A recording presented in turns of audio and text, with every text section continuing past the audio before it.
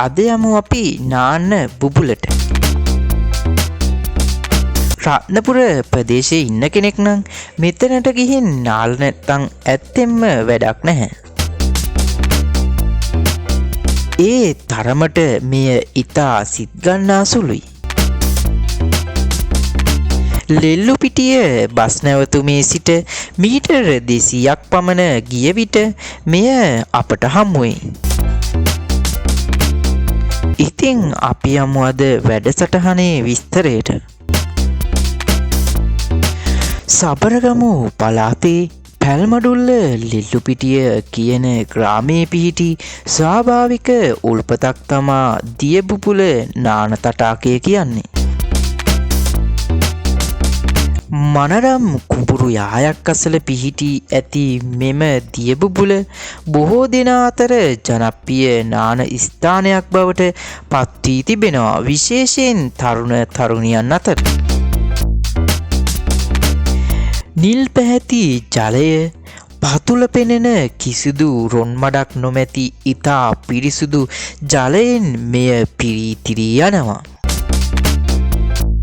එමෙන්ම විශාල මත්ස්‍ය ප්‍රමාණයක් මෙහි ගැවසෙනවා දකින්නටද පුළුවන්.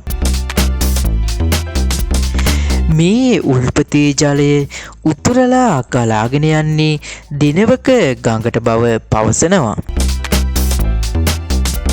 මේ උල්පත ගැන අතීතයේ පටන් සඳහන් වෙන බවයි ගම්වැසියන් පවසන්නේ. ඔවුන් කියන ආකාරයට මීට අවුරුදු ගණනාවකට කලින් මේ උල්පතෙන් හක්බෙල්ලෝ ඇවිත් තියෙනවා.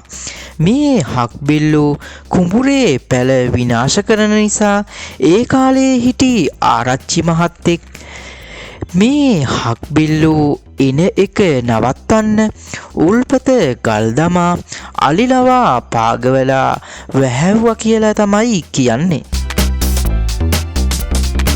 ඉතින් පසු හක්බෙල්ලෝ එන එක නතර වුණා කියලා තමා කියන්නේ. නමුත් උල්පත නැවතත් සකස් වෙලා උඩට මතු වුණා කියලා සඳහන් වෙනවා.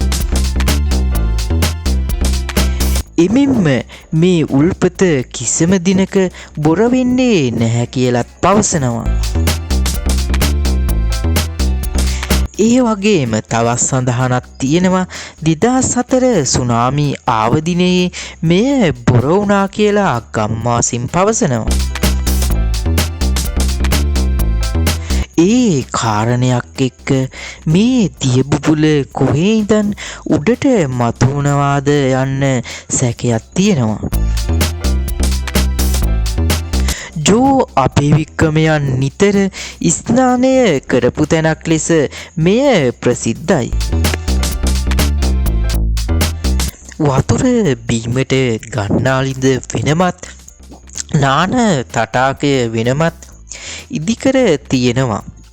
ප්‍රදේශයේ මිනිසුන්ගේ බොහෝ දිනෙකගේ ජල අවශ්‍යතා මෙම දියබුබුල මගින් සැපයනවා.